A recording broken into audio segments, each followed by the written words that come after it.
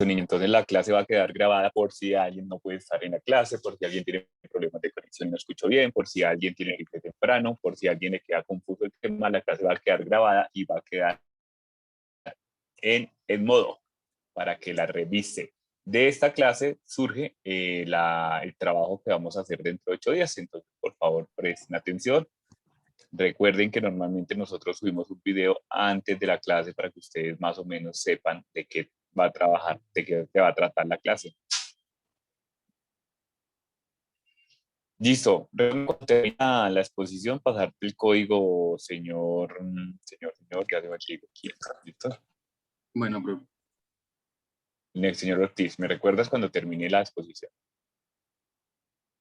Admitir a Rico Amazo. Listo, niños. Entonces terminamos el periodo, la evidencia pasada, como nos lo hicieron saber sus compañeros y compañeras, con el paso del mito a la filosofía. Entonces se supone que ese paso surgió por allá en Grecia. Recuerden nuevamente que no es exclusivo, la filosofía no es exclusiva de Grecia. Lo que pasa es que la filosofía de otros países como China, como la India, pues no tuvo tanta publicación así, y que la filosofía latinoamericana pues fue quemada, fue saqueada y fue anulada por la invasión española. Por eso no tenemos ese rastro de esa filosofía. Estos filósofos de los que vamos a hablar hoy, que se llaman los filósofos de la naturaleza o los filósofos físicos, son esos filósofos grecios, griegos de allá, de ese tiempo, que nacen o que más bien son ellos los que hacen que se dé el paso del mito hacia la filosofía. ¿Quién les puso filósofos de la naturaleza? El señor Aristóteles, algunos siglos después o unos años después, no tengo claro ese término. ¿Por qué les puso filósofos de la naturaleza? Porque ellos se centraron en la naturaleza, en lo que sus sentidos y su razón veía, para darle una explicación a la creación al origen que eso ya lo hacía el mito por su lado, pero que la filosofía dijo, oiga, como que esto está muy hueco, como que esto está lleno de muchos seres fantasiosos, busquemos algo un poco más terrenal, más físico, más material. Entonces, eh, como les decía, entonces se llaman filósofos de la naturaleza porque se centran en lo que en griego se llama physis, que es la naturaleza como tal. Y ellos van a entender la naturaleza como un cosmos, es decir, como un lugar en donde todo está ordenado y todo tiene su lugar. Y todo lo que sucede dentro de ese lugar es necesario que suceda. ¿Cómo así? ¿Qué significa eso? Si nosotros vemos muchas cosas y pues, ¿cuál es la diferencia? ¿O cuál es la novedad ahí entre que sucede o todo lo que pasa ahí tiene lugar y tiene que suceder? Pues que ellos dejan de tenerle miedo a la muerte o dejan de ver la muerte, las desgracias y las cosas que, entre comillas, suceden al azar como algo que no debería estar en el orden. Ellos ven que una muerte es necesaria, que algo se acabe es necesario, porque eso que se acaba, eso que se muere, le está dando al mismo tiempo A paso a ver. otro. Niños, sigan con ¿quién está jugando con el chat por ahí? Galvis. Galvis tiene el micrófono activado. Galvis, por lo menos si se va a poner a jugar con sus hermanos, con sus amigos, tenga la gentileza de o compartirnos el chiste para todos o retirarse de la clase, señorita Galvis. No la voy a eliminar porque es la primera vez que le pasa conmigo, Galvis. Perdón, profe, perdón, no me di cuenta. No la elimino la clase solamente porque me cae bien, pero hoy perdió 50% de ese sentimiento hacia usted. Lo anuló, lo terminó, lo mató. Bueno, niños, entonces teníamos, todo tiene ordenado, la muerte es algo que debe suceder. Ya más adelante les voy a explicar por qué es importante concebir el mundo de esta manera. Y se van a preguntar, al igual que los mitos, se van a preguntar ellos por el principio o los principios que rigen el universo, ¿sí? El mito ya hacía lo mismo, se preguntaba por ese principio, por ese creador del universo o por esos posibles creadores. Ojo, recuerden que estamos del lado de la religión, o sea, alejados de la religión más bien. No estamos buscando un Dios creador, o más bien, no están buscando de ellos un Dios creador, omnipotente, bueno, benevolente, sino simplemente están buscando un principio de algo, ¿sí? ¿Cuál es el principio del humo? Pues el fuego. ¿Será que al fuego le importa si el humo tiene tristeza, si el humo está que se muere de hambre, si el humo no tiene problemas económicos? No, nada. Pero es el principio del humo. Si no hubiese fuego, no habría humo. Así entre comillas, porque entonces ahí sí, profe, yo puedo hacer humo sin necesidad de fuego. No vamos a hablar así como grosso modo. La naturaleza está siempre presente o está siempre en un continuo cambio. Como les decía, esos filósofos o estas personas, estos primeros pensadores, se centraron en la naturaleza. Entonces ellos empezaron a ver unas cosas que la naturaleza tenía. Entonces, dejaron de ver hacia el cielo a preguntarse por Zeus, Poseidón, Odín, Thor, Bochica, Bachuque, como se quiera llamar, Godzilla, King Kong, Mortal Kombat, Liga de la Justicia, Marvel, toda la recocha de fantasía que existe hoy en día. Dejaron de pensar en ese tipo de cosas y dijeron, vamos a mirar qué es lo que está en la naturaleza. ¿Qué hay en la naturaleza? ¿Cómo concluimos de dónde viene la naturaleza si no es de la naturaleza misma? Entonces empezaron a concluir unas cosas. Primero, la naturaleza está en un continuo cambio, en un cambio permanente. ¿Sí? Entonces ellos se ponían a ver, digamos, un árbol, por ejemplo, y veían que estaba en un continuo cambio, que tenía un inicio, que evolucionaba en algún momento y que en algún momento, por bueno, por fuerte que fuera ese árbol, se terminaba, se moría, se quemaba, se derrumbaba y después se convertía en alimento para los gusanos y demás. Siempre está cambiando. Los seres humanos cambiamos, cambia, ellos decían, incluso los minerales, las cosas inertes están en un constante cambio. ¿Será que dentro de ese constante cambio, ¿sí? Dentro de eso habrá algo que permanezca?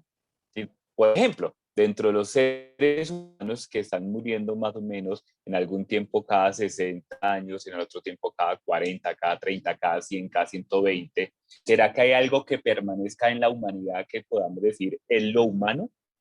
Se empezaron a preguntar ellos, todavía no tenemos respuesta. Que permanezca por encima de todo cambio. Entonces, que a pesar de que generación tras generación muera, ¿qué es lo que queda? ¿Qué es ese sustrato permanente allá que hace que no se termine?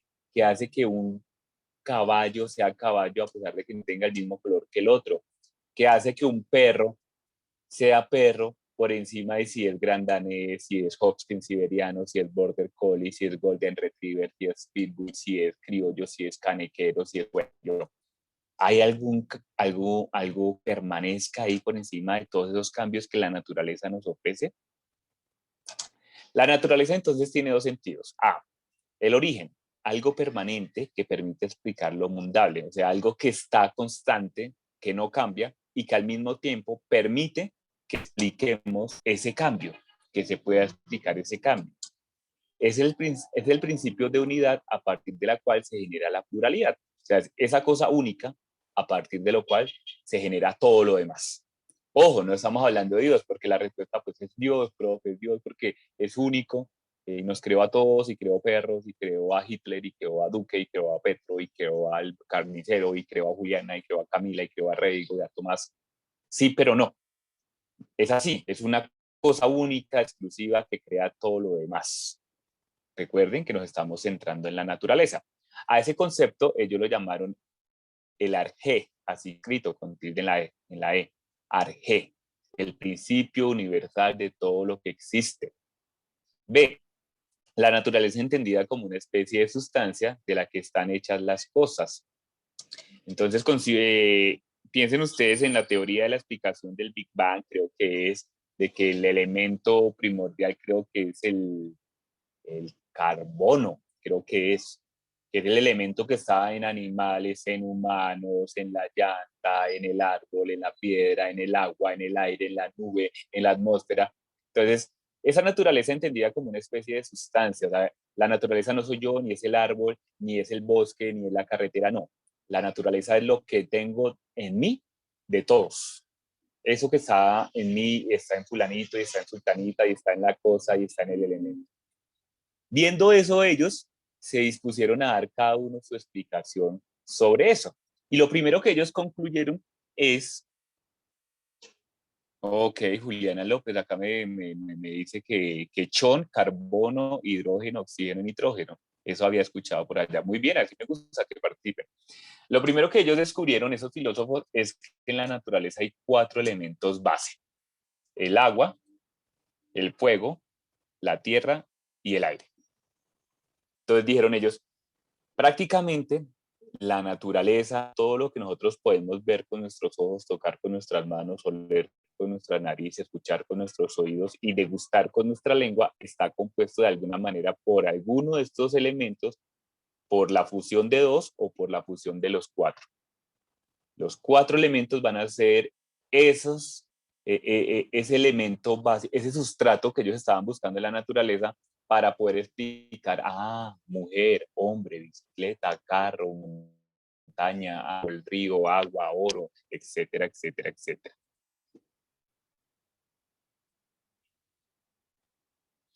Ellos que van a encontrar en la realidad un doble plano, que es donde empieza a aparecer la filosofía propiamente dicha. El primer plano es el que nos dan los sentidos. Entonces los sentidos, dicen ellos, que le arrojan al ser humano una especie de pluralidad, Profe, o sea, un sinnúmero de cosas. profe, Dime, te escucho. qué pena, es que, ya, es que estaba congelada la pantalla, pero ya veo. Ok, listo, ya la descongelaron. Muy bien. Entonces, lo primero es los sentidos. Los sentidos le arrojan a una información, pero una información plural, mucha información. Entonces, todos los colores, las diferentes personas, los diferentes árboles, los diferentes animales. Eso ya lo hacía el mito. El mito se centraba mucho en la pluralidad, en la apariencia de las cosas. Lo que los sentidos, sus ojos, le da a su cerebro es la apariencia de las cosas. Entonces yo veo que es una mujer sumamente hermosa, que tiene una cara bonita, pero es una apariencia. No sé si de pronto sin maquillaje, sin las pestañas falsas, sin el diente postizo, sin la mano de caucho, oiga, de pronto no era la verdad, ¿cierto?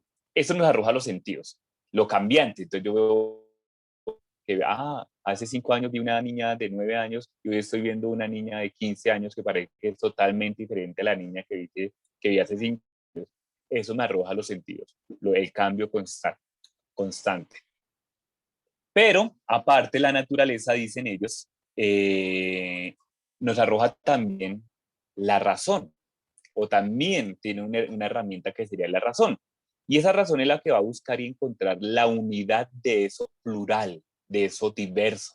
Va a buscar la unidad, o sea, va a buscar eso que hace que el perro sea perro, así sea un chihuahua de esos desagradables, o un perro, o un gran danés, o un border collie. ¿Qué hace que va a buscar la unidad, de entre todo eso, la unidad, ¿cierto? Va a buscar eso que permanece detrás de lo cambiante, ¿sí? Va a buscar, oiga, pero si hace 5 años era el señor Reigo Quiroz que tenía 9 años y hoy veo un muchacho de 14, 15 años totalmente diferente, ¿será que también cambió? Vamos a ver si de pronto ese muchacho Reigo Quiroz sigue siendo el mismo niño que yo conocí de 9 años, esa persona mal geniada, amargada, que no se aguantaba. Bueno, de pronto sí, de pronto no. Se va a buscar entonces la respuesta sobre todo a la pregunta de dónde procede todo. Entonces no es solamente definir, si lo que hace el humano, humano es el habla y es la razón, lo que hace el perro, perro es que sea cuadrúpedo, que diga wow, wow, wow y que sea el animal más fiel del mundo. No, bueno, vamos a buscar eso en primer lugar, pero aparte de encontrar eso, vamos a buscar de dónde viene todo. Fuimos creados por un Dios personal que tiene una intención plena en nosotros, que quiere que nosotros hagamos esto, esto y esto, o fuimos creados por un accidente cósmico, ni químico, espacial, de donde por suerte surgimos nosotros y nos creemos exclusivos en el mundo. No sabemos, eso es lo que vamos a buscar y eso es lo que se va a llamar el arjé. Entonces el arjé se va a caracterizar por ser aquello a partir de lo cual se genera lo viviente. Vuelvo y repito, no estamos hablando de la religión, no estamos hablando de papá Dios. Ellos estaban especulando. Bueno, y le repito también, lo que ellos estaban haciendo era a partir de la simple observación con sus propios sentidos. Ellos no tenían un microscopio, un telescopio, incluso no tenían tampoco sí señor, sí lo sé cuál. Lo que pasa es que el Big Bang, señor Obando, es una explicación científica que en últimas busca apoyar la teoría creacionista. O sea que y hay una explicación un poquito sencilla, no es el momento, termina siendo creyendo que la misma teoría del Big Bang. Que genera lo viviente. Bueno, entonces yo no tenía elementos, no tenían libros de qué leer, simplemente lo hacían a partir de su observación. ¿Por qué les digo que cuando algo de algo a partir de lo cual se genera lo viviente no necesariamente tiene que ver con un Dios? Es porque nosotros pudimos ser generados por un accidente, ¿cierto? O pudimos ser generados por algo en un momento, pero que ese algo que nos creó o de lo cual surgimos nosotros, nosotros no le importamos para nada a él. Nosotros sería muy en vano rezarle a él porque no tiene sentimientos, ¿sí? Porque es simplemente un elemento natural como la tierra o como el agua o como el fuego, como para que más o menos empiecen a meterse en el cuento del arquero. El sustrato permanente de los seres que no desaparecen, solo se transforma. Entonces, el energía debe estar presente en todo. ¿Cómo así? Sí, pues presente en ella, en él, en la roca, en el agua, en el fuego, en el aire. ¿Cómo puede estar presente el fuego en el agua, el agua en el fuego, en el aire, la tierra en mí, el oro en mí, no sé qué sé yo? Pues no sé, eso es lo que ellos dicen. Pues si algo debe haber, si existe algo de lo cual todo lo otro se generó, pues eso debe estar presente en todo lo generado, ¿cierto? Si no, lo contrario, podría escaparse que ese ser en lo cual no goza de esa característica de la causa, ya no sería consecuencia de la causa, sino de otra causa diferente. Es la causa de todo lo que existe y permite explicar el mundo y sus transformaciones. Entonces, nuevamente, pues, bueno, ya sabemos que es el agua, el agua está en un constante cambio en sus 4 estados, sólido, líquido, gaseoso, no me acuerdo cuál es el otro. Bueno, entonces cuando está sólido es hombre, cuando está gaseoso es aire, y cuando está líquido, pues es agua, sangre, bueno, todo lo que ustedes quieran. Ojo que estoy hablando por hablar, no hay ninguna explicación todavía de esas. La naturaleza es lo permanente, pero es lo que explica los cambios. Es lo que realmente son las cosas, pero en cuanto a fundamento de lo que parecen ser. Es el principio de unidad, capaz de generar la pluralidad. Entonces les recuerdo nuevamente que como el método de estudio de ellos era un método científico de observación, pues era la naturaleza la que les iba a dar la respuesta a esto. Entonces, por ejemplo, les voy a colocar el ejemplo que nos da Heráclito sobre el agua o sobre el río. Dice Heráclito, no nos podemos bañar en el mismo río 2 veces. Y ustedes dirán, por allá dirá, quién sé yo, bobando, dirá, pero profe, yo vivo al mismo río de mi abuelita todos los años desde que tengo 2 años y ese mismo río sigue siendo el mismo río. Sí, claro, efectivamente el río sigue siendo el mismo río, pero el agua no. El agua está en un constante cambio. Entonces lo que dice acá es lo que realmente son las cosas, pero en cuanto a fundamento de lo que parece ser, ¿sí? Es el principio de unidad capaz de generar la pluralidad. Ese río que sigue siendo el mismo hace muchos, muchos años, igual está constantemente cambiando, porque el agua no es la misma. Diría Heráclito, no nos podemos bañar en el mismo río 2 veces, porque tanto el río como nosotros mismos hemos cambiado. Y ahorita más adelante les voy a preguntar eso. Preguntar por la física es preguntar por lo que las cosas son para a partir de ello explicar sus movimientos y procesos. Entonces, preguntar por la naturaleza es preguntar por la realidad de las cosas, no por las apariencias, sino por la realidad de las cosas. Y teniendo claro cuál es la realidad de las cosas, entonces empezar a explicar sus movimientos y procesos. Si no comprendemos, si no comprendiésemos cuál es la realidad de la existencia humana y quisiéramos que todos fuéramos inmortales, hace rato nos hubiésemos muerto de hambre o hace rato no habría nada que comer y estaríamos en un martirio infinito. ¿Por qué? Porque si nadie muere, pero si nos reproducimos, pues en este momento en Colombia no habrían 48 millones de colombianos, sino no me imagino cuántos billones de colombianos, todos sufriendo de hambre porque los recursos son limitados.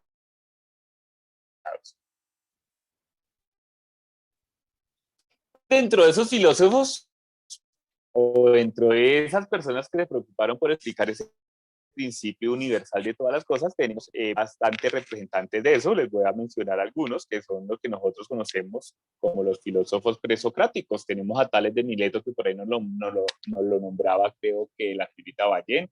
Tenemos a Heráclito, que ya lo nombré, Pitágoras, que ustedes lo conocen, Anaxímenes, Anaximandro, Parménides y otros más que se me escapan por el momento.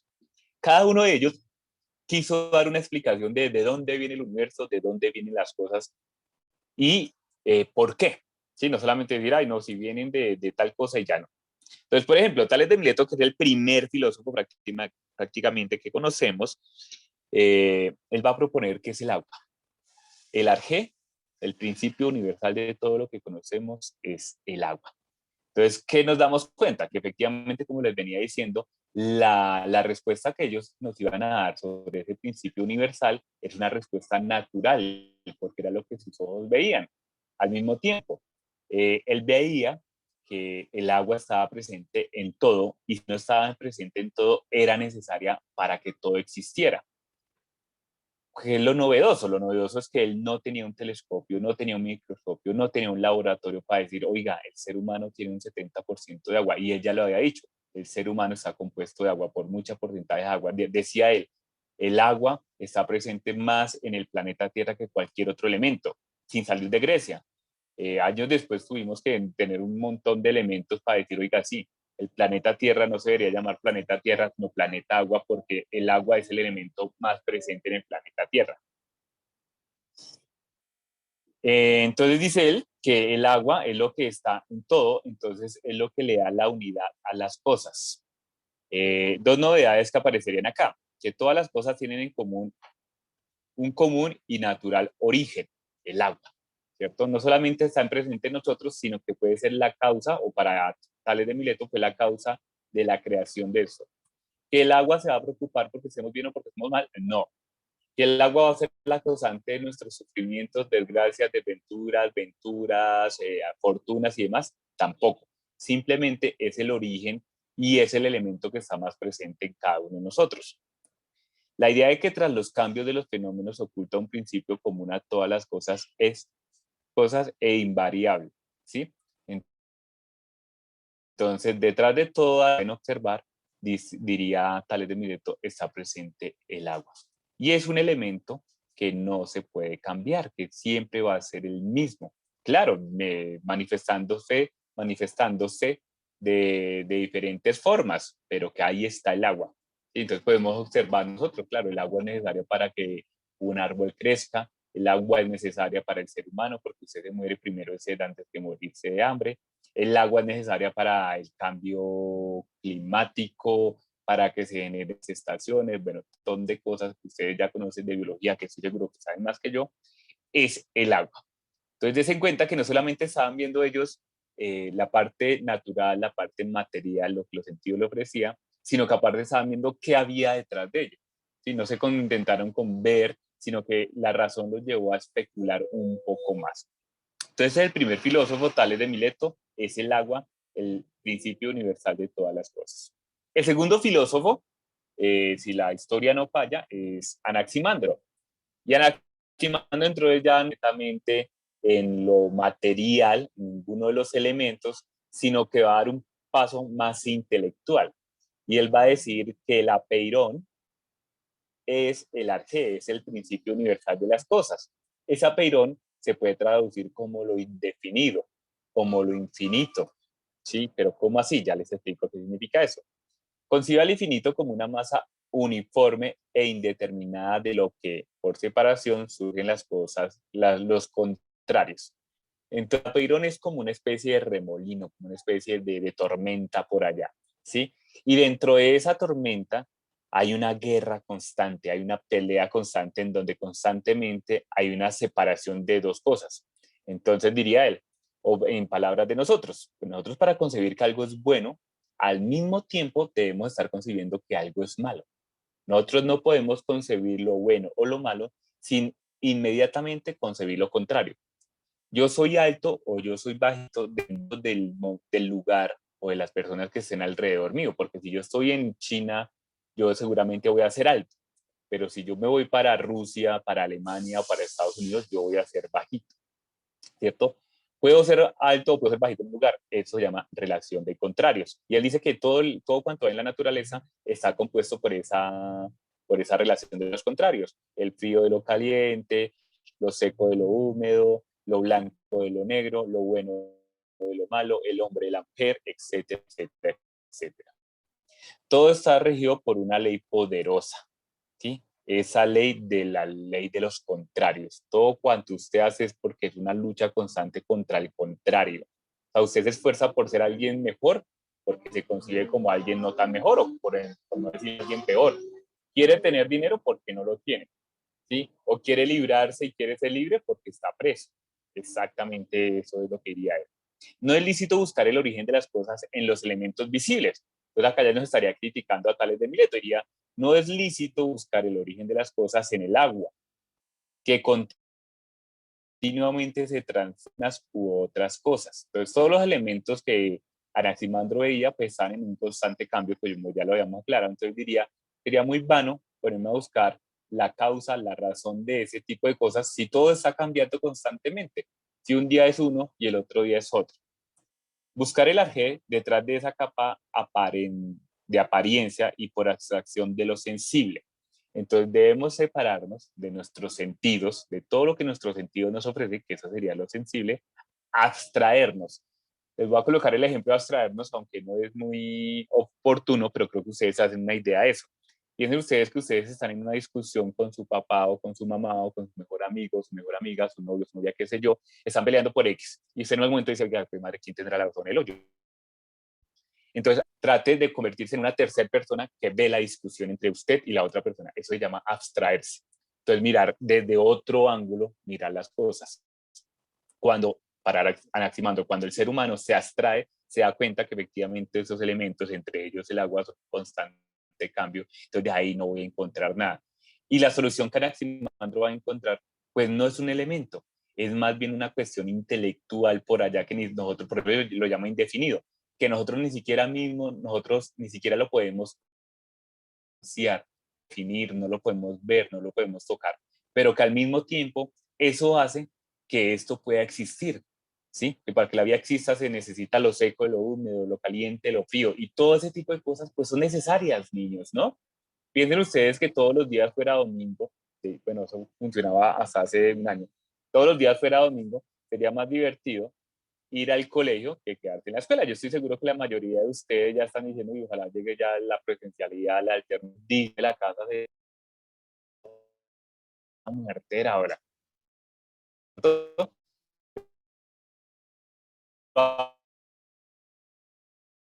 Un año de ustedes, pero ya no es algo que podamos ver, tocar o sentir, pero al mismo tiempo es algo que hace que la existencia de las cosas se dé.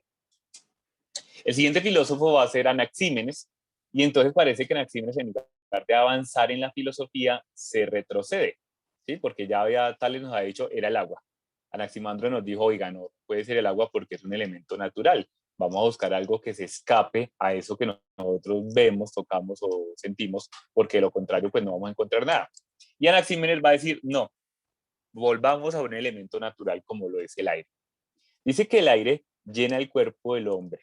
El aire que llena el cuerpo al hombre es idéntico al principio que lo anima, o sea, a su alma. En cuenta que acá ya empieza a esbozarse lo que nosotros conoceríamos actualmente como la religión católica cristiana. ¿Sí? Y todo ese tipo de religión, y casi en general que casi toda la religión, todas las religiones como tal.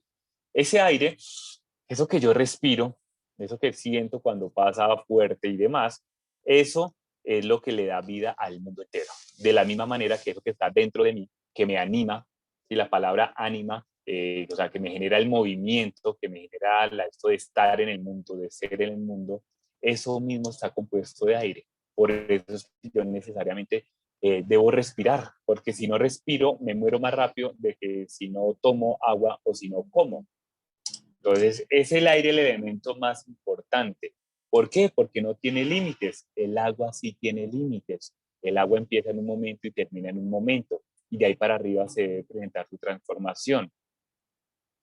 Dice Anaxímenes que el aire tiene dos procesos, uno que se llama condensación y otro rarefacción, y que por la condensación se forman unas cosas y por la rarefacción se forman otras cosas.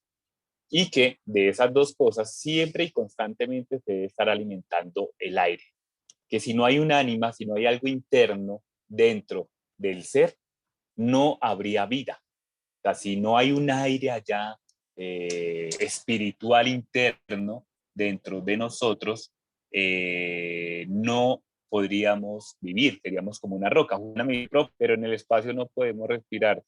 eso sería un límite para el aire. Efectivamente, se debería un límite para el aire y efectivamente eso destronaría bastante la explicación de Anaxímenes. Solamente que en ese tiempo, en ese siglo, antes de que se inventara la rueda, antes de que se inventara el Mundial de Fútbol, antes de que se inventara incluso el lenguaje, no habían viajes al espacio.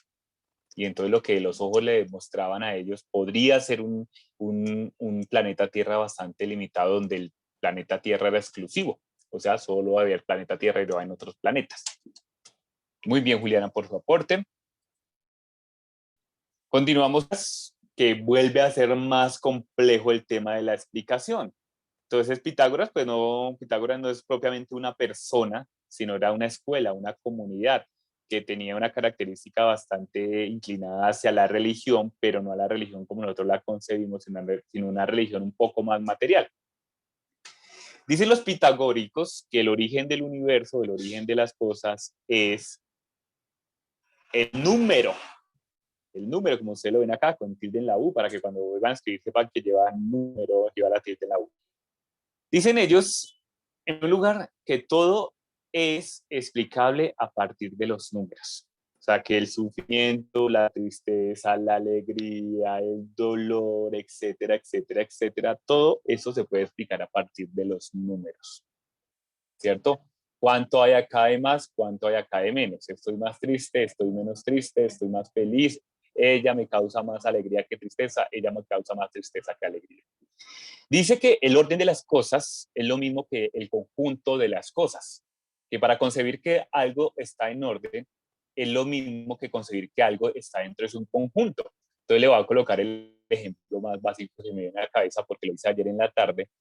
Pues si usted tiene toda su ropa alborotada por allá, revueltas, medias, con pantalonetas, con ropa interior, con camisetas, con qué sé yo, con cuadernos, con sus aparatos electrónicos, pues va a tener un caos total.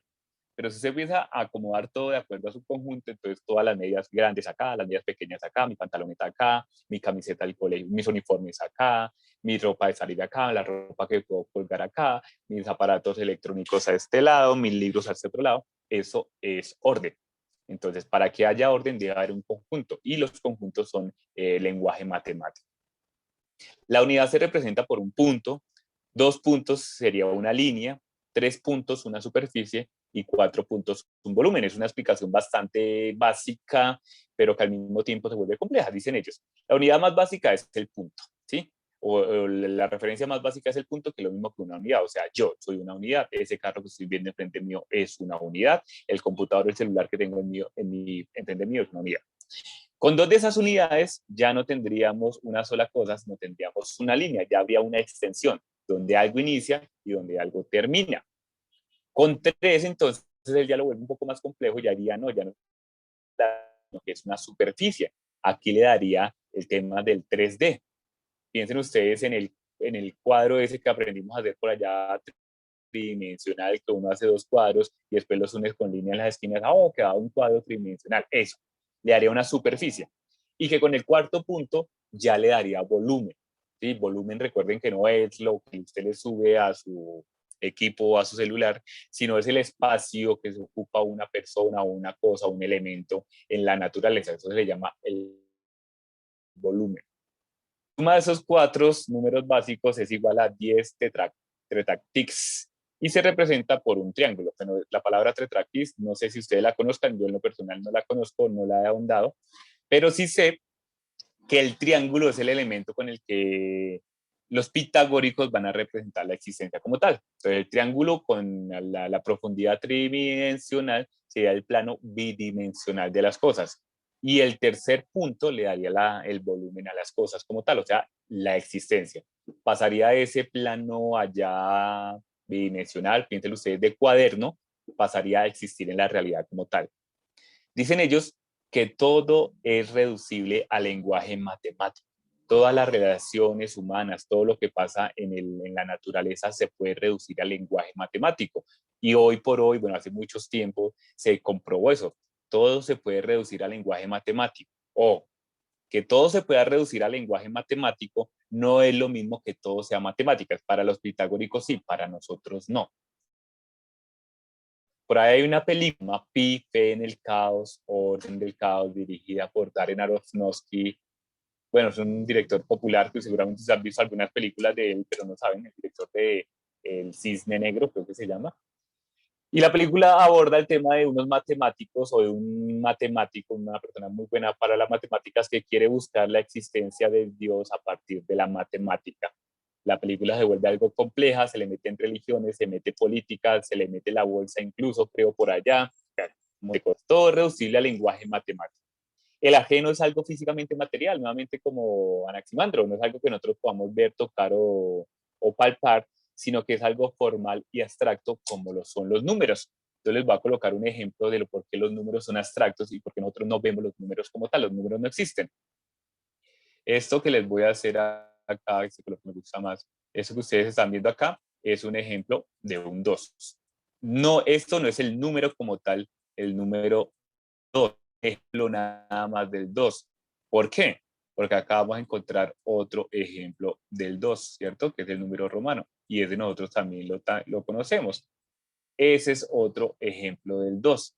Entonces, cuando yo hablo de los números, yo estoy hablando, qué pena niños, yo estoy hablando es de un lenguaje formal. ¿Sí? No estoy hablando de algo que exista como tal. Yo nunca he visto un 2 caminando. Yo lo único que he visto es varios ejemplos del 2, de horas de primaria, con lo que ustedes aprendieron a sumar. Acá hay otro ejemplo de 2, ¿cierto? 2 manzanas, el número 2 romano, el número 2 creo que es el latino, piensen ustedes en 2 personas. Eso todos son ejemplos del 2. No hay un número como tal, no es que existan, que, ay, mira, ya va caminando el 2. No, nosotros solamente vemos ejemplos de la cosa. Eso se llama lenguaje formal y se llama lenguaje abstracto, que era lo que le decían a ustedes. Es decir, ustedes hacen el ejercicio de ver el problema desde otro punto de vista. Entonces está metido acá en la discusión con su pareja, con su novio, con su novia, con su mamá, con su hermano. Usted sale y lo mira desde acá, dice, ay, hijo de madre, yo la embarré hace rato. Ese man me ganó la discusión hace rato. Uy, ese man sí es que es muy cínico. Eso se llama lenguaje abstracto y lenguaje formal. Recuerden que las matemáticas dentro de la filosofía se debe gracias a la relación, la relación con el